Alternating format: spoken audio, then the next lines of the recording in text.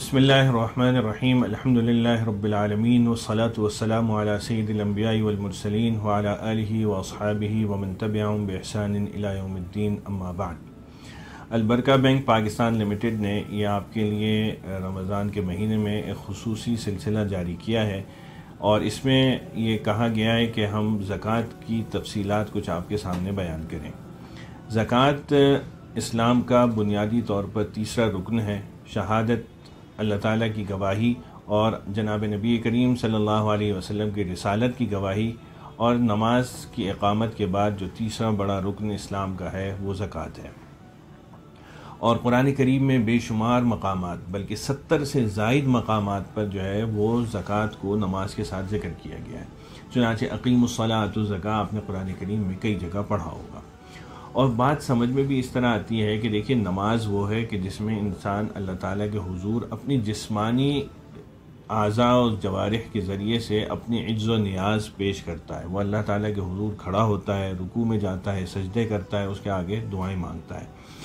جبکہ زکوٰۃ میں وہ اس مال کے ذریعے سے اپنی عجز و نیاز پیش کرتا ہے، اور اس بات میں اس کا اقرار کرتا ہے کہ یہ مال میرے پاس بطور امانت تھا، حقیقی مالک اس کا اللہ تعالیٰ ہے، اللہ تعالیٰ نے اپنے فضل و کرم سے مجھے دیا ہے، تو میں اس کی راہ میں اس کو خرچ کرنا چاہیے مجھے۔ دوسرا اس میں ایک پہلو یہ بھی ہے کہ دوسروں کی مدد اس سے کی جاتی ہے، تو اس سے انسان کے جسم میں رحم دلی کا مادہ پیدا ہوتا ہے۔ اور تیسرا یہ کہ انسان کے دل میں جو بخل کا مادہ ہے وہ بھی کم ہوتا ہے۔ انسان جب زکوٰۃ ادا کرتا ہے تو اس کے دل میں جو بخل کا جو مادہ ہے، جو مذموم ہے، جو نہیں ہونا چاہیے، وہ اس سے، اس کی برکت سے ختم ہوتا ہے۔ تو اس سلسلے میں ہمیں مقدار زکوٰۃ کیا ہے، نصاب زکوٰۃ کیا ہے، کس طرح ہمیں ادا کرنا چاہیے، کیا طریقہ کار ہو، اس کی تفصیلات ہم اس میں انشاءاللہ بیان کریں گے تاکہ یہ آپ کے لیے مددگار بن سکے۔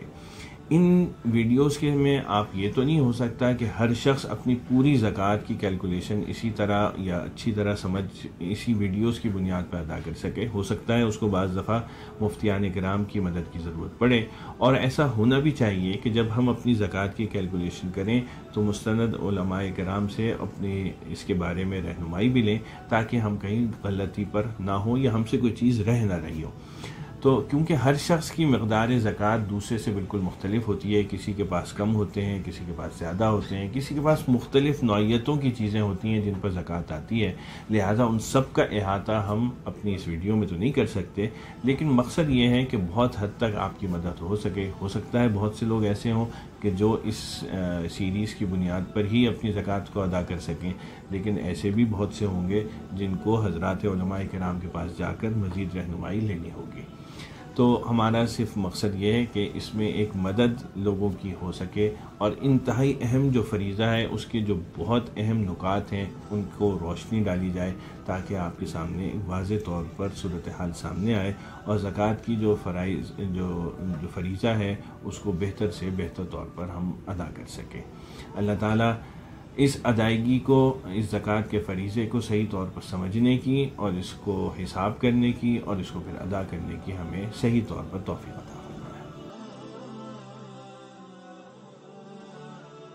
بسم اللہ الرحمن الرحیم، نحمدہ ونصلی ونسلم علی رسولہ الکریم، اما بعد۔ زکوٰۃ کے موضوع پر ہماری گفتگو چل رہی ہے، اور اس وقت ہم سب سے پہلے اس کے فوائد بیان کرنا مقصد ہے کہ زکوٰۃ کو ادا کرنے کا فائدہ کیا ہے۔ قرآن کریم میں اس کی فضیلت بیان کی ہے۔ قرآن کریم میں سورہ بقرہ کی آیت ہے 261 نمبر، اس میں فرمایا گیا ہے کہ مثل الذین ينفقون اموالهم فی سبیل اللہ کمثل حبۃ انبتت 7 سنابل فی کل سنبلۃ 100 حبۃ واللہ یضاعف لمن یشاء واللہ واسع علیم۔ اس کا ترجمہ ہے کہ جو لوگ اللہ کے راستے میں اپنا مال خرچ کرتے ہیں، ان کی مثال ایسی ہے جیسے ایک دانہ 7 بالیں اگائے اور ہر بال میں 100 دانے ہوں۔ اللہ جس کو چاہتا ہے ثواب میں کئی گنا اضافہ کر دیتا ہے۔ اللہ تعالیٰ بہت وسعت والا ہے، بڑا علم والا ہے۔ تو اس میں یہ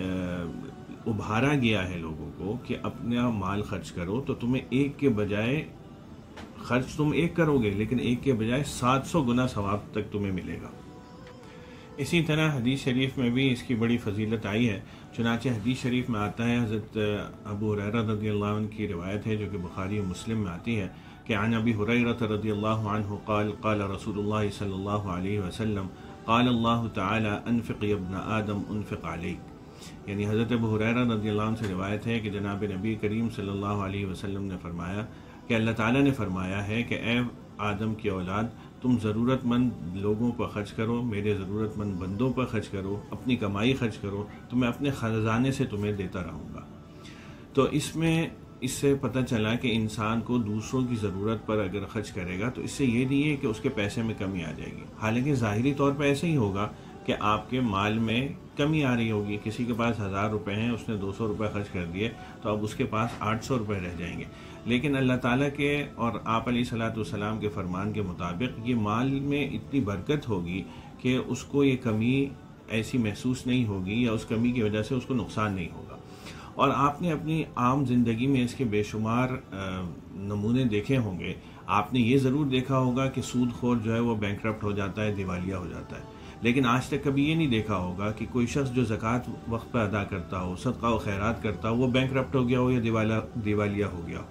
اللہ تعالیٰ اپنے فضل و کرم سے اس کی غیب سے ایسی مدد کرتے ہیں کہ نہ صرف یہ کہ اس کی ضروریات پوری ہوتی ہیں بلکہ اس کو اور اس میں اس کے مال و دولت میں اضافہ ہوتا ہے۔ یہ کیسے ممکن ہے کہ آپ اللہ تعالیٰ کے بندوں کی ضرورت پوری کریں اور اللہ تعالیٰ آپ کو چھوڑ دیں؟ ایسا ہوتا نہیں ہے۔ دوسری طرف نہ صرف یہ کہ اس کا یہ فائدہ ہے بلکہ اس کا نقصان بھی ہے، یعنی آپشنل نہیں ہے کہ ہم زکوٰۃ ادا کریں یا نہ کریں، بلکہ اگر ادا نہیں کریں گے تو اس کے بڑے شدید نقصان اور وعیدیں ہیں۔ چنانچہ قرآن کریم کی ایک آیت ہے سورہ توبہ کی، جس میں جو 35 نمبر آیت ہے، اس میں آتا ہے کہ یوم یحمى علیہا فی نار جہنم فتکوی بہا جباہہم وجنوبہم وظہورہم ھذا ما کنزتم لانفسکم فذوقوا ما کنتم تکنزون، یعنی جس دن اس دولت کو جہنم کی آگ میں تپایا جائے گا، پھر اس سے ان لوگوں کی پیشانیوں کو اور کروٹوں کو اور ان کی پیٹھیں داغی جائیں گی اور کہا جائے گا یہ ہے وہ خزانہ جو تم اپنے لیے جمع کیا کرتے تھے، اب چکھو اس خزانے کا مزہ جو تم جوڑ جوڑ کر رکھا کرتے تھے۔ تو اس سے پتہ چلا کہ قرآن کریم نے یہ بتایا کہ اگر ہم اس کی زکوٰۃ ادا نہیں کریں گے تو قیامت کے دن یہ ہمارے اوپر جو ہے مختلف صورتوں میں یا عذاب کی صورت میں جہنم میں تپا کر ہمارے جسموں پر داغا جائے گا۔ اس کے ذریعے سے بعض نے کہا کہ اس کی پلیٹیں بنائی جائیں گی جیسے ہوتی ہیں، اور پھر وہ پیٹوں پر اور جسم پر لگائی جائیں گی۔ تو یہ ظاہر سی بات ہے، ایک جہنم کا عذاب ویسے ہی کسی کے لیے برداشت کرنا ممکن نہیں، اور اتنی سختی کے ساتھ کوئی بھی انسان جہنم کا عذاب برداشت کرنا ممکن نہیں ہے۔ تو یہ ہمارے لیے آپشن نہیں ہے کہ ہم زکوٰۃ ادا کریں یا نہ کریں، بلکہ ہر حال میں اللہ تعالیٰ کے اس فریضے کو پورا کریں۔ چنانچہ حدیث شریف میں آتا ہے جو کہ بخاری شریف کی ہے، عن ابی ہریرہ رضی اللہ عنہ قال قال رسول اللہ صلی اللہ علیہ وسلم من آتاه الله مالا فلم يؤدي زكاته مثل له يوم القيامة شجاعا أقرأ له زبيبتان يطوقه يوم القيامة ثم يأخذ بلهزمتيه يعني شدقيه ثم يقول أنا مالك أنا كنزك ثم تلا ولا يحسبن الذين يبخلون بما آتاهم الله من فضله هو خيرا لهم بل هو شر لهم الآية۔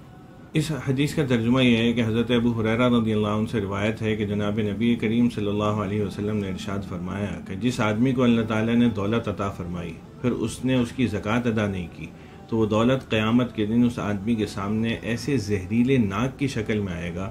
جس کے انتہائی زہریلے پن سے اس کے سر کے بال جھڑ گئے ہوں گے، اس کی آنکھوں کے اوپر 2 سفید نقطے ہوں گے۔ یہ دراصل نشانی ہے کسی سانپ کے سخت زہریلے ہونے کی کہ اس کا جو سر ہے وہ گنجا ہو جاتا ہے، اس پہ کوئی بال نہیں رہتے اور آنکھوں کے اوپر 2 سفید نقطے ہوتے ہیں۔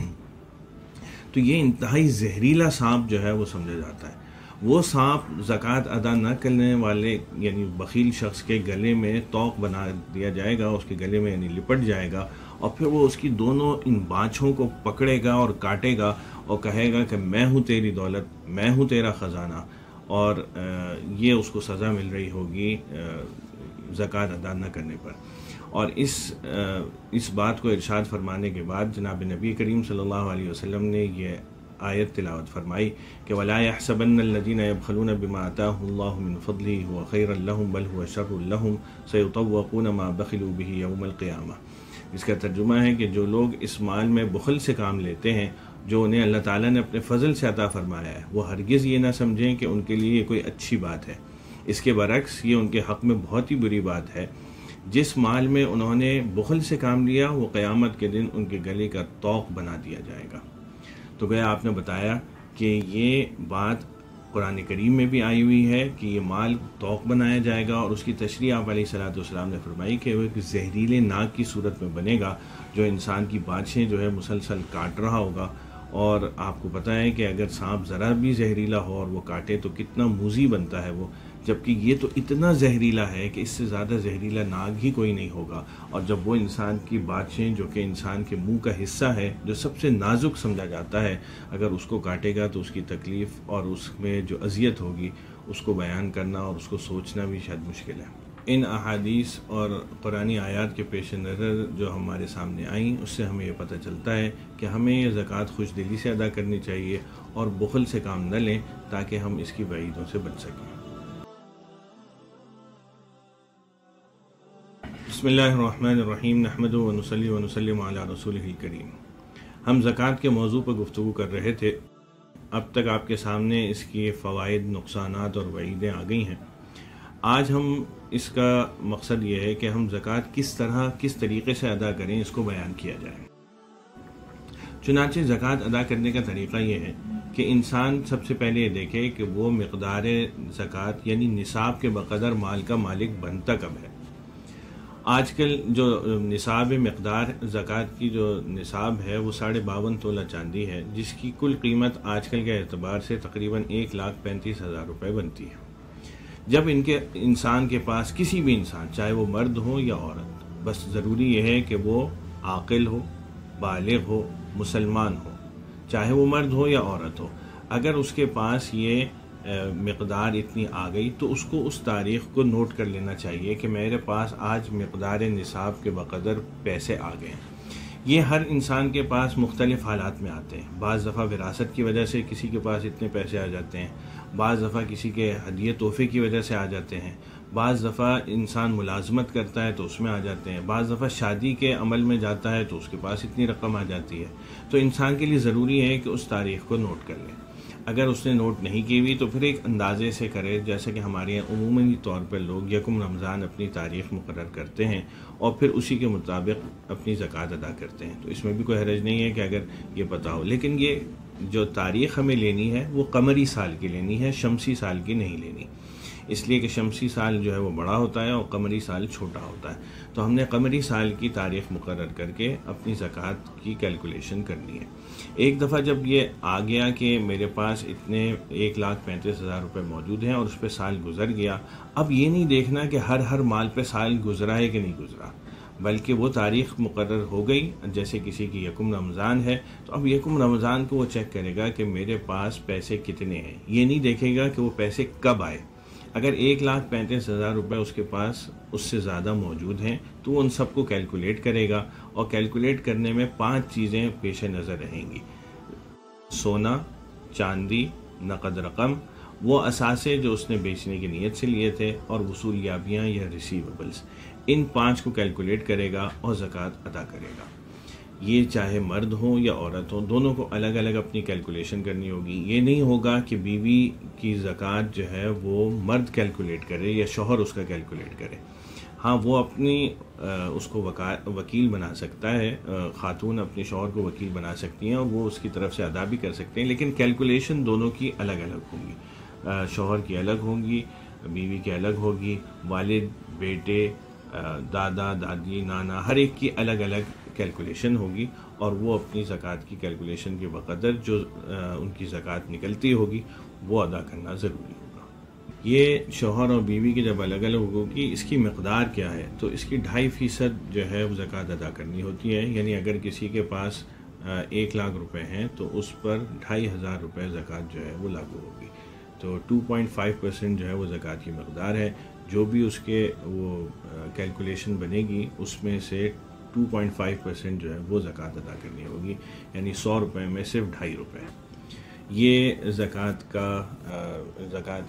کا نصاب اور اس کی مقدار ہے جو ہمیں ادا کرنی چاہیے۔ اللہ تعالی ہمیں صحیح طور پر سمجھنے کی اور اس کو عمل کرنے کی توفیق عطا فرمائے۔ بسم اللہ الرحمن الرحیم نحمد و نصلی و نسلم علی رسولہ الکریم اما بعد۔ اس ویڈیو میں ہمارا مقصد زکوٰۃ کی تھوڑی تفصیل کے ساتھ آپ کے سامنے بیان کرنا مقصد ہے۔ زکوٰۃ آپ کو پتہ ہے کہ ایک مسلمان عاقل بالغ صاحب نصاب شخص پر لاگو ہوتی ہے، جس کے پاس 52.5 تولہ چاندی یا اس کے بقدر مال موجود ہو، اس کو زکوٰۃ ادا کرنی ہوتی ہے۔ پھر زکوٰۃ 5 چیزوں پر لاگو ہوتی ہے: سونا، چاندی، نقد رقم، وہ اثاثے جو قابل فروخت ہوں یعنی بیچنے کی نیت سے لیے ہوئے ہوں، اور کوئی بھی ریسیویبل یا وصولیابیاں جو اس کو ہونی ہوں۔ اب اس میں تھوڑی سی تفصیل کے ساتھ میں آپ کے سامنے عرض کرتا ہوں۔ سونا چاہے وہ آپ کے پاس زیورات کے فارم میں ہو، چاہے وہ آپ کے پاس بسکٹس یا ڈلی کے فارم میں ہو، چاہے وہ آپ کے پاس برتن کے فارم میں ہو، تینوں صورتوں میں ان پر زکوٰۃ آئے گی۔ اسی طرح چاندی ہے، چاہے وہ آپ کے پاس ڈلی یا بسکٹ کے فارم میں ہو، چاہے وہ آپ کے پاس زیورات کے فارم میں ہو، چاہے وہ آپ کے پاس برتن کے فارم میں ہو، اس کی جو مقدار ہے جو اس وقت میں مارکیٹ ویلیو ہوگی، اگر آپ یکم رمضان کو اپنی زکوٰۃ کا کیلکولیشن کرتے ہیں تو یکم رمضان کو جو نصاب ہوگا، جو ریٹ ہوگا سونے کا، وہ آپ کو لینا ہوگا، اور یہ جو مقدار میں آپ کے سونا اور چاندی ہوگا، یہ اس سے آپ کو ملٹیپلائی کر کے اس کی زکوٰۃ، اس کی کیلکولیشن نکالنی ہوگی۔ تیسری چیز ہے نقد رقم۔ نقد رقم مختلف صورتوں میں آپ کے پاس ہو سکتی ہے، یا آپ کے پاس گھر میں کیش کی صورت میں بھی ہو سکتی ہے، یا آپ کے پاس بینک میں اکاؤنٹ کے فارم میں یا TDR کے فارم میں بھی ہو سکتی ہے۔ اسی طرح یہ آپ کے پاس غیر ملکی کرنسی کی صورت میں بھی آپ کے پاس ہو سکتی ہے۔ یہ کمیٹی اور BC ڈالنے کا بھی ہمارے یہاں رواج ہے، وہ بھی اس میں کیلکولیٹ کیا جائے گا۔ اسی طرح اگر آپ نے کسی کے پاس کوئی رقم امانت کے طور پر رکھوائی ہوئی ہے تو وہ بھی اس کو شامل کرنا ہوگا۔ نیشنل سیونگ سرٹیفکیٹس کسی کے پاس ہیں تو وہ بھی یہ سارے نقد میں آئیں گے۔ تو اس طرح یہ مختلف فارمز ہیں جو انسان کے پاس عموماً ہوتے ہیں، یہ سارے کے سارے نقد میں شمار ہوں گے۔ ان سب کو کیلکولیٹ کرنا ہوگا، اور ان سب کو کیلکولیٹ کر کے ان کی مقدار نقد کی یا کیش کی وہ اپنے پاس نوٹ کرنی ہوگی، تاکہ کیلکولیشن کی جا سکے کہ میرے پاس سونا کتنا ہے، میرے پاس چاندی کتنی ہے، میرے پاس نقد رقم کتنی ہے۔ اور اس کے بعد آئے گا وہ ہم ایک آپ کو مختلف ویڈیو میں بیان کریں گے کہ جس میں آپ کے جو قابل فروخت اثاثے ہیں ان کا کیا حکم ہے۔ لیکن اس ویڈیو میں ان 3 چیزوں کو فوکس کرنا تھا کہ سونا ہو آپ کے پاس، چاہے وہ کسی بھی فارم میں ہو، چاہے وہ آپ کے پاس بسکٹ فارم میں ہو، چاہے وہ زیورات فارم میں ہو، یا آپ کے پاس وہ برتن کے فارم میں ہو، سونا چاندی دونوں آپ کو اس کو لینا ہوگا، اور نقد رقم جو جس شکل میں بھی آپ کے پاس ہو، جو میں نے بیچ میں بیان کی، ان سب کو کیلکولیٹ کر کے اپنے پیش نظر رکھنا ہوگا اور کیلکولیشن میں شامل کرنا ہوگا۔ اللہ تعالی ہمیں صحیح طور پر سمجھنے کی اور صحیح مقدار کے ساتھ زکوٰۃ نکالنے کی توفیق عطا فرمائے۔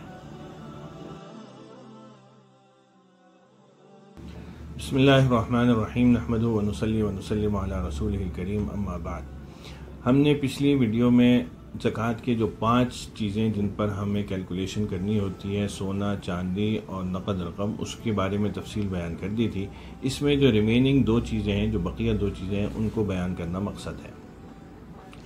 جو 2 بقیہ چیزیں تھیں ان میں سے پہلی وہ چیزیں ہیں جو ہم بیچنے کی نیت سے خریدتے ہوں، یعنی اس میں مکان ہو سکتا ہے، گھر ہو سکتا ہے، دکان ہو سکتا ہے، پلاٹ ہو سکتا ہے، کوئی گاڑی ہو سکتی ہے۔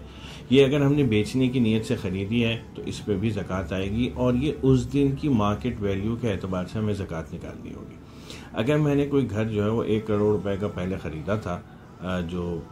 6 مہینے پہلے لیا تھا، آج جب یکم رمضان کو اس کی ویلیو جو ہے وہ 1 کروڑ سے بڑھ گئی ہے تو میں 1 کروڑ سے بڑی بھی ویلیو لگاؤں گا، اور اگر کم ہو گئی ہے خدا نخواستہ تو اس کی کم لگاؤں گا۔ تو یہ نہیں ہوگا کہ جس قیمت پہ میں نے خریدا تھا میں وہی لگا لوں، بلکہ ضروری یہ ہوگا کہ اس دن، جس دن میری زکوٰۃ کی تاریخ ہے، اس دن جو اس کی مارکیٹ ویلیو بنے گی وہ مجھے اپنے اثاثوں میں اور اپنے کیلکولیشن میں لینی ہوگی۔ اسی طرح تاجر حضرات ہیں، ان کے پاس خام مال ہوتا ہے یا تیار مال ہوتا ہے، تو وہ سارا بیچنے کی نیت سے انہوں نے اپنے انوینٹری قائم کی ہوئی ہوتی ہے، تو اس سب کی بھی ان کو مارکیٹ ویلیو لے کر اس کی قیمت لگانی ہوگی۔ تو یہ وہ ساری چیزیں ہیں جو ہم نے بیچنے کی نیت سے اگر لی ہیں تو پھر اس کی قیمت لگانی ہوگی۔ اگر کسی شخص نے کوئی گھر خریدا ہوا ہے لیکن اس کا مقصد بیچنا نہیں ہے، بلکہ اس سے رینٹ پہ اس نے اس کو رینٹ پہ دیا ہوا ہے، اور رینٹ سے وہ اپنی اخراجات پورے کرتا ہے، تو پھر اس صورت میں اس گھر پر زکوٰۃ نہیں آئے گی۔ یا اگر اس نے کسی نیت کے بغیر کوئی چیز لے لی ہے، یہ سوچا ہے کہ میں جب بچے میرے بڑے ہو جائیں گے اس وقت میں دیکھوں گا کہ مجھے اس چیز کا کیا کرنا ہے، تو ایسے اساسوں پہ بھی زکوٰۃ نہیں آتی۔ لیکن اگر اس نے یہ نیت کی ہوئی ہے کہ میں نے یہ لیا اس لیے کہ جب بھی میں اس کی قیمت بہتر ہو جائے گی یا جب میں اپنے حالات کو دیکھوں گا تو میں اس کو بیچ دوں گا، تو پھر ایسی صورت میں اس اثاثے پر زکوٰۃ آتی ہے۔ پانچویں چیز ہے وصولیابیاں یا ریسیویبلس، یعنی اگر میں نے کسی کے پاس کوئی امانت رکھوائی ہے تو مجھے وہ واپس ملے گی، میں نے کسی کے پاس کوئی قرض دیا ہوا ہے تو وہ مجھے وصول ہوگا، میں نے کوئی چیز بیچی تھی اس سامان کی قیمت مجھے ملنی ہے، کوئی ادائیگی مجھے وصول ہونی ہے، تو ان سب یہ وصولیابیاں ساری وہ ہیں جو میں اپنی زکوٰۃ کی کیلکولیشن میں ان کو بھی ایڈ کروں گا تاکہ یہ پانچوں چیزیں جو ہے میرے پاس پوری ہو جائیں۔ اور اس میں ہمیں چاہیے کہ جو ایکچول فگرز ہیں ان کو پیش نظر رکھیں، اندازے سے نہ کریں، یعنی یہ نہ ہو کہ میں یہ جو مال ہے میرا یہ اندازاً اتنے ہزار کا یا اتنے لاکھ کا ہوگا، نہیں، بلکہ ہمیں شریعت یہ حکم دیتی ہے کہ ہم جتنی قریب سے قریب ترین کیلکولیشن پر جا سکیں وہاں تک جانا چاہیے، اور تاجر حضرات کے لیے یہ کوئی مشکل نہیں ہوتا کہ وہ اس کی ایکچول کیلکولیشن معلوم کر سکیں۔ تو ہمیں ایکچول کیلکولیشن کر کے پھر ان پانچوں چیزوں کو سم اپ کرنا چاہیے، ان پانچوں چیزوں کا کل مالیت جو ہے ہمیں جمع کرنی ہوگی، یعنی سونا کتنا تھا میرے پاس، چاندی کتنی تھی، نقد رقم کتنی تھی، وہ مال جو میں نے بیچنے کی نیت سے لیا تھا اس کی کیا ویلیو ہے، اور جو مجھے وصولیابیاں ہونی ہیں وہ کیا، ان سب کو میں سب کو جمع کر کے جو ٹوٹل ویلیو آئے گی وہ اپنے پیش نظر رکھوں گا، اور یہ میری وہ مقدار ہوگی کہ جس سے مجھے زکوٰۃ ادا کرنی ہے۔ اس میں سے میں کچھ چیزیں مائنس کر سکتا ہوں، اور مائنس میں وہ چیزیں کر سکتا ہوں جس کی مجھے فوری ادائیگی کرنی ہے۔ مثلا مجھے اگر میں نے کسی سے قرضہ لیا ہوا ہے تو وہ مجھے ادا کرنا ہے تو وہ میں اس سے مائنس کر سکتا ہوں، یا وہ کمیٹی کی رقم جو مجھے وصول ہو چکی ہے لیکن اس کی قسطیں مجھے ادا کرنی ہے تو وہ بھی میں اس میں سے مائنس کر سکتا ہوں، یا تاجر حضرات ہیں ان کو اس مہینے کی تنخواہیں دینی ہیں اپنے لوگوں کو تو وہ اس میں سے مائنس کر سکتے ہیں، میں نے کوئی چیز قسط پر لی ہوئی ہے اس کی قسط اس مہینے کی مجھے ادا کرنی ہے، یا یوٹیلیٹی بلز میرے اوپر ڈیو ہو چکے ہیں اس مہینے کے تو وہ میں اس میں سے مائنس کر سکتا ہوں۔ تو میرے پاس پہلے کل اثاثے آ جائیں گے، پھر یہ جو لائبلٹیز میری ہیں جن کو میں منہا کر سکتا ہوں یہ آئیں گی، اس کو میں مائنس کر کے جو میرے پاس کیلکولیشن آئے گی اس کا 2.5% مجھے ادا کرنا ہے۔ اگر میرے پاس سونا، چاندی، نقد رقم اور یہ سارے ملا کے فرض کر لیتے ہیں کہ 1.25 کروڑ روپے ہیں، اور اس میں سے مجھے 25 لاکھ روپے کی ادائیگی کرنی ہے تو وہ 25 مائنس کروں گا، 1 کروڑ روپے میرے پاس نیٹ آئے گا، اور 1 کروڑ روپے کی 2.5% مجھے زکوٰۃ ادا کرنی ہوگی۔ یہ طریقہ ہے زکوٰۃ ادا کرنے کا۔ اللہ تعالی ہمیں صحیح طور پر سمجھنے کی اور زکوٰۃ کو صحیح طور پر کیلکولیٹ کر کے صحیح طریقے سے ادا کرنے کی توفیق عطا فرمائے۔ بسم اللہ الرحمن الرحیم، نحمدہ ونصلی ونسلم علی رسولہ الکریم، اما بعد۔ ہم زکوٰۃ کے بارے میں تفصیلات بیان کر چکے ہیں۔ اس ویڈیو میں مقصد یہ تھا کہ ان چیزوں کے بارے میں گفتگو کی جائے جن پر زکوٰۃ ادا نہیں کرنی ہمیں۔ تو ایسی بھی کچھ اشیاء ہوتی ہیں کہ جن پر ہمیں زکوٰۃ ادا کرنے کی ضرورت نہیں ہے۔ چنانچہ اگر کسی کے پاس کوئی اپنا ذاتی استعمال کا گھر ہے، گاڑی ہے، گھریلو اشیاء ہیں اس کے پاس، اس کا اپنے کپڑے، جوتے ہیں، برتن وغیرہ ہیں، تو ان میں سے کسی پر بھی زکوٰۃ ادا نہیں ہوتی۔ بعض دفعہ انسان کے پاس ایک سے زائد بھی گھر ہوتا ہے، ایک سے زائد دکان بھی ہوتی ہے، تو ایسے گھروں پر بھی، اور وہ اس کے استعمال میں ہے، یعنی وہ اس نے 2 گھر اس کے ہیں، ایک شہر میں، دوسرا دوسرے شہر میں، یا ایک ہی شہر میں 2 گھر ہیں، دونوں کو وہ استعمال کرتا ہے، یا ایک کو استعمال کرتا ہے، ایک کو کرائے پر دیا ہوا ہے، تو گھر کی مالیت پہ تو زکوٰۃ نہیں آئے گی۔ ہاں، وہ جو اس نے وہ جو کرایہ وصول کرتا ہے اس کرائے کو وہ اپنے زکوٰۃ کے اثاثوں میں شمار کرے گا، جس کی ہم تفصیل پیچھے بیان کر چکے ہیں۔ تو بتانے کا مقصد یہ ہے کہ جو ایسی اشیاء جن کے اوپر زکوٰۃ نہیں آتی اس میں ایک سے زائد اگر گھر ہوں تو وہ بھی ایسے ہی ہیں اگر آپ نے بیچنے کی نیت سے نہیں لیے ہوئے۔ بعض اوقات ہمارے یہاں غلط فہمی یہ ہوتی ہے کہ ہم بچوں کی شادیوں کے لیے کچھ زیور یا کچھ سونا یا کچھ نقد رقم الگ رکھ دیتے ہیں، اور یہ سمجھتے ہیں کہ ہم نے شادی کے لیے یا ہم نے حج کے لیے یا ہم نے فلاں کام کے لیے رکھے ہوئے اور اس پر زکوٰۃ ادا نہیں کرتے. یہ بالکل غلط فہمی ہے. اگر آپ نے کوئی سونا، چاندی یا نقد رقم اس مقصد کے لیے رکھی ہوئی ہے کہ میں اس کو بچوں کی شادی میں، بچوں کی پڑھائی میں یا میں حج پہ استعمال کروں گا تو اس پر بھی زکوٰۃ آئے گی. ہاں، اگر آپ نے وہ کچھ اثاثہ ایسا ہے جو کسی اور کو ملکیت میں، اپنے بچوں کی ملکیت میں دے دیا اور بچوں وہ جو ان کی ملکیت میں گیا وہ ابھی مقدار نصاب تک نہیں ہے، یعنی 52.5 تولہ چاندی کے بقدر نہیں ہے، تو وہ پھر آپ کیلکولیٹ نہیں کریں گے، لیکن اس پہ آپ کی ملکیت نہیں ہوگی بلکہ وہ ملکیت بچوں کی ہوگی. وہ اس صورت میں پھر آپ کیلکولیٹ نہیں کریں گے. ورنہ جو چیز بھی انسان کی اپنی ملکیت میں ہے، چاہے وہ کسی بھی مقصد کے لیے اس نے رکھی ہوئی ہو، وہ اگر ان 5 چیزوں میں آئے گی، سونا، چاندی، نقد رقم، وہ چیزیں جن کو بیچنا ہے یا وصولیابی میں، تو ان کو زکوٰۃ میں کیلکولیٹ کرنا ہوگا. ورنہ آپ زکوٰۃ کو ورنہ وہ اثاثے جو ان میں نہیں آتے ان کے اوپر زکوٰۃ نہیں آئے گی. تو ہمیں اس کا خیال رکھنے کی ضرورت ہے کہ ہمیں کون سے اثاثے ایسے ہیں کہ جن پر زکوٰۃ آتی ہے. بعض دفعہ لوگ یہ سمجھتے ہیں کہ اگر میرے پاس ایک سے زائد کوئی چیز ہے، موبائل میرے پاس 2-3 ہے، گاڑی میرے پاس 2-3 ہے، دکانیں میرے پاس 2-3 ہیں یا گھر 2-3 ہیں، تو میں صرف ایک پر زکوٰۃ نہیں دوں گا، باقی سب پر زکوٰۃ دوں گا. تو اگر آپ کے استعمال میں ہے تو زکوٰۃ نہیں آئے گی. ہاں، اگر آپ نے بیچنے کی نیت سے لیے ہوئے ہیں تو اس پر زکوٰۃ ضرور آئے گی. اللہ تعالی ہمیں سمجھنے کی توفیق عطا فرمائے، زکوٰۃ کے مسائل کو جاننے کی توفیق عطا فرمائے اور صحیح طور پر زکوٰۃ ادا کرنے کی توفیق عطا فرمائے. بسم اللہ الرحمن الرحیم، نحمدہ ونصلی ونسلم علی رسولہ الکریم، اما بعد. زکوٰۃ کی ادائیگی کا کیا طریقہ کار ہو اور اس کے جو ارکان ہیں اس کے بارے میں بہت تفصیل سے گفتگو کر چکے ہیں. اس ویڈیو میں مقصد ہمارا یہ ہے کہ ہمیں زکوٰۃ کن لوگوں کو اور کس طرح دینی چاہیے اس پر بھی تھوڑی سی گفتگو کر لی جائے. زکوٰۃ کی ادائیگی کے لیے ضروری یہ ہے کہ وہ شخص مسلمان ہو. غیر مسلم کو آپ زکوٰۃ ادا نہیں کر سکتے. دوسرا یہ ہے کہ وہ عاقل بالغ ہو، یعنی کوئی دیوانہ یا چھوٹا بچہ نہ ہو کہ جس کو زکوٰۃ ادا نہیں کی جا سکتی. پھر یہ کہ وہ مستحق زکوٰۃ ہو، یعنی اس کے پاس زکوٰۃ کے بقدر نصاب نہ ہو. ایسا نہ ہو کہ جیسے آج کل جو مقدار ہے زکوٰۃ کی 1,35,000 روپے، وہ پہلے سے اس کے پاس موجود ہے، تو ایسا شخص تو خود زکوٰۃ ادا کرے گا، اس کو زکوٰۃ کیسے دے سکتے ہیں. پھر یہ کہ آخری چیز یہ کہ وہ غیر سید ہو، یعنی وہ بنو ہاشم سے نہ ہو. بنو ہاشم سے نہ ہونے کا مطلب کیا ہے کہ حضرت سیدنا علی، سیدنا جعفر طیار، سیدنا عقیل، سیدنا عباس، سیدنا حارث ابن عبد المطلب رضی اللہ تعالی عنہم اجمعین، ان سب کی اولادوں میں سے نہ ہو، تو پھر ایسے شخص کو ہم زکوٰۃ ادا کر سکتے ہیں. زکوٰۃ ادا کرنے کے لیے ہمیں پھر یہ دیکھنا چاہیے کہ سب سے پہلے وہ ہمارا کوئی عزیز رشتہ دار ہو تو ہم اس میں دیکھیں. اگر ہمارے رشتہ داروں میں، عزیز احباب میں کوئی ہے تو ہم ان کو زکوٰۃ ادا کریں. رشتہ داروں میں اگر آپ کا تعلق باپ بیٹے کا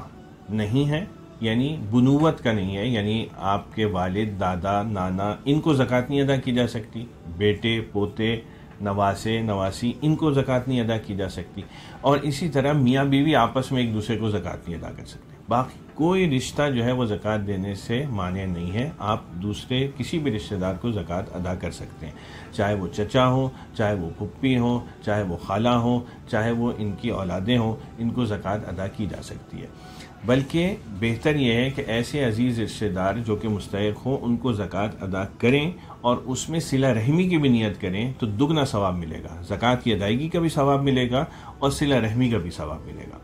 تو زکوٰۃ ہمیں سب سے پہلے یہ دیکھنا چاہیے کہ ہمارے عزیز رشتہ دار کوئی ایسے ہوں، وہ نہیں ہے تو دوست، احباب، محلے دار، ان میں کوئی اگر ایسے لوگ ہوں تو پھر ہم ان کو ادا کریں. اس کے بعد پھر جو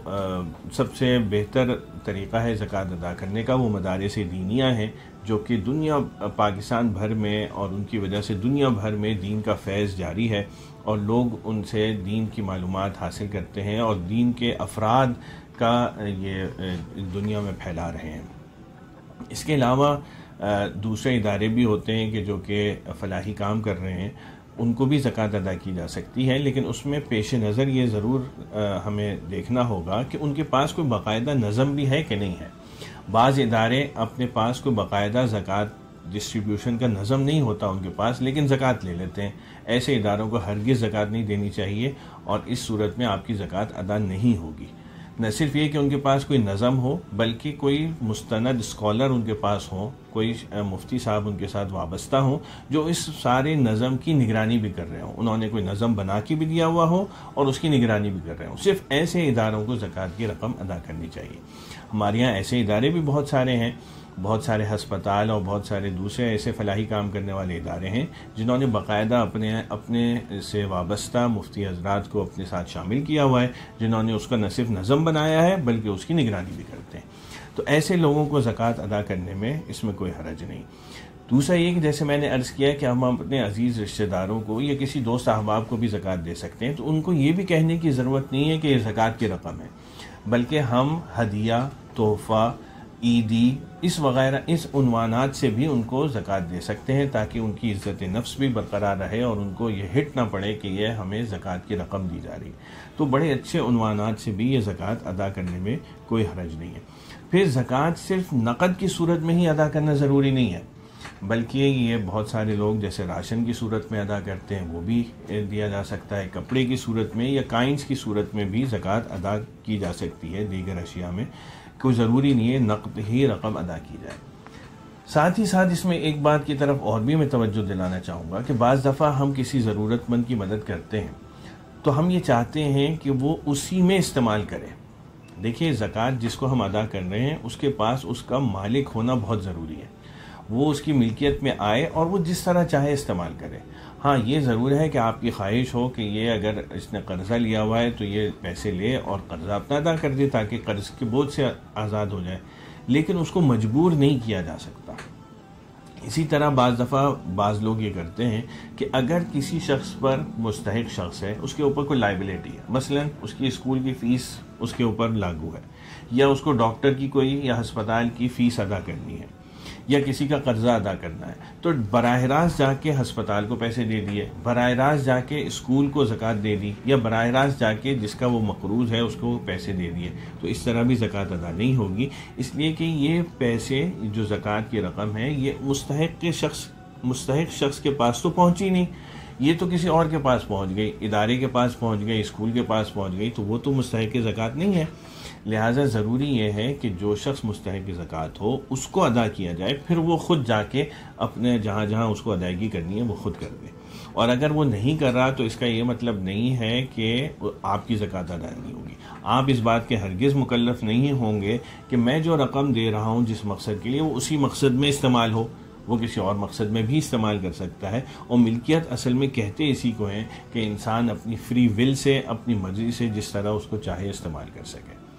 تو ہمیں یہ پیش نظر رکھنا چاہیے کہ ہم زکوٰۃ کی ادائیگی میں یہ ضرور پیش نظر رکھیں کہ وہ صحیح طور پر ملکیت کے ساتھ ادا کی جا رہی ہو، اور اگر ہم کسی ادارے کو دے رہے ہیں تو وہاں پر ضرور کسی نہ کسی اوتھینٹک علماء کا نظم بنا ہوا ہو اور وہ اس کی نگرانی بھی کر رہے ہوں، تب ہمیں ایسے اداروں کو زکوٰۃ ادا کرنی چاہیے۔ اللہ تعالی ہمیں صحیح طور پر زکوٰۃ ادا کرنے کی توفیق عطا فرمائے تاکہ ہم اس فرض سے سبکدوش بھی صحیح طریقے سے ہو سکیں۔ بسم اللہ الرحمن الرحیم، نحمدہ ونصلی ونسلم علی رسولہ الکریم۔ یہ ہماری آخری ویڈیو ہے زکوٰۃ کے سلسلے میں، اور اس میں بتانا یہ مقصد ہے کہ ہمیں زکوٰۃ کن لوگوں کو ادا نہیں کرنی چاہیے، یا کن لوگوں کو ادا کرنے سے ہماری زکوٰۃ ادا نہیں ہوگی۔ اگرچہ اس کا ضمناً پچھلی ویڈیو میں ذکر آ چکا تھا، لیکن خیال یہ ہوا کہ اس کو صراحت کے ساتھ الگ ایک ویڈیو میں بیان کر دیا جائے۔ تو چنانچہ زکوٰۃ کسی غیر مسلم کو ادا نہیں کی جا سکتی، زکوٰۃ کسی غیر بالغ شخص کو ادا نہیں کی جا سکتی، اس کا بالغ ہونا ضروری ہے۔ زکوٰۃ کسی امیر آدمی کو نہیں دی جا سکتی، وہ امیر آدمی وہ کہلائے گا جس کے پاس زکوٰۃ کی نصاب کے بقدر پیسے موجود ہوں۔ آج کل کے اعتبار سے 1,35,000 روپے یا 52.5 تولہ چاندی کے بقدر جتنی بھی جس زمانے میں بھی اس کی مالیت بنے۔ اسی طرح ان اداروں کو ادا نہیں کی جا سکتی زکوٰۃ جہاں پر زکوٰۃ کو لے کر استعمال کرنے کا کوئی باقاعدہ نظم نہ ہو اور وہ اس کی رعایت نہ رکھتے ہوں، ان کے ساتھ کوئی باقاعدہ مستند مفتیان کرام نہ ہو، ایسے اداروں کو بھی زکوٰۃ ادا نہیں کرنی چاہیے۔ بعض دفعہ لوگ تعمیر کے سلسلے میں زکوٰۃ لے لیتے ہیں، تو کسی ادارے کو اگر کوئی تعمیر کر رہا ہے، مثلا مسجد کی تعمیر ہو رہی ہے، مسجد کی تعمیر میں زکوٰۃ ادا نہیں کی جا سکتی ہے۔ کسی کی فیس کی ادائیگی کرنی ہے تو اس شخص کو جس کے اوپر فیس ڈیو ہو گئی ہے اس کو تو آپ زکوٰۃ دے سکتے ہیں، لیکن براہ راست جا کے ادارے کو فیس دے دیں تو اس سے زکوٰۃ ادا نہیں ہوگی۔ اسی طرح کسی نے قرض لیا ہوا ہے تو جس نے قرض لیا ہوا ہے اس کو دے دیں تاکہ وہ اپنا جا کے قرضہ ادا کریں، لیکن جس سے قرضہ لیا ہوا ہے براہ راست اگر جا کے اس کو قرضہ ادا کر دیں گے تو ہو سکتا ہے وہ صاحب نصاب ہو پہلے سے، تو اس صورت میں زکوٰۃ ادا نہیں ہوگی۔ اسی طرح جو رشتہ داریاں ہیں، رشتہ داریوں میں سے ہم نے پہلے بھی عرض کیا تھا کہ سب کو زکوٰۃ دی جا سکتی ہے، سوائے 2 رشتے ایسے ہیں جہاں پر زکوٰۃ لاگو نہیں ہوتی۔ ایک رشتہ بنوت کا ہے، یعنی جہاں پر بیٹے کا رشتہ وابستہ ہو جائے۔ اب بیٹے کا رشتہ ہونے کی صورت میں اس میں بیٹا، پوتا، نواسا نیچے تک سب داخل ہو گئے، اسی طرح دادا، نانا، پردادا، پرنانا وہ سب اس میں آ گئے۔ دوسرا رشتہ جو ہے وہ زوجیت کا ہے، یعنی میاں بیوی کو اور بیوی میاں کو، یہ زکوٰۃ ایک دوسرے کو ادا نہیں کر سکتے۔ باقی جتنے رشتہ دار ہیں ان کو زکوٰۃ ادا کی جا سکتی ہے۔ تو زکوٰۃ کی ادائیگی میں ہمیں اس بات کا حد درجے خیال رکھنا ہے کہ ہم زکوٰۃ بھی صحیح کیلکولیشن جب ہم نے صحیح طرح کیا ہے تو ادا بھی صحیح طرح کریں اور صحیح جگہ پر پہنچائیں۔ اس کے لیے بعض اوقات ہمیں تھوڑی سی محنت بھی کرنی پڑتی ہے، ہمیں یہ محنت بھی خوش دلی سے کرنی چاہیے۔ ہمیں یہ چاہیے کہ ہم دیکھیں کہ زکوٰۃ فیکچولی کہاں اس وقت زیادہ اس کی ضرورت ہے، جہاں پر زیادہ ضرورت ہو وہاں پر ادائیگی کرنے کی کوشش بھی کرنی چاہیے، اس میں کچھ ایفرٹس بھی لگیں تو بھی کوئی حرج نہیں ہے، بہت خوش دلی سے ان کو برداشت کرنا چاہیے، اور اس پر بے انتہا اجر و ثواب ہے جس کا اندازہ ہمیں آخرت میں جا کے ہی ہوگا۔ اللہ تعالی ہمیں اس فریضے کو صحیح طور پر سمجھنے کی، اس کو صحیح طور پر کیلکولیٹ کرنے کی، حساب کرنے کی، اور اس کو صحیح طور پر ادائیگی کرنے کی ہمیں توفیق عطا فرمائے، اور خوش دلی کے ساتھ، اجر و ثواب کے ساتھ، اللہ تعالی کی رضا کے ساتھ ہمیں اس کی ادائیگی کی توفیق عطا فرمائے۔ وآخر دعوانا ان الحمد للہ رب العالمین۔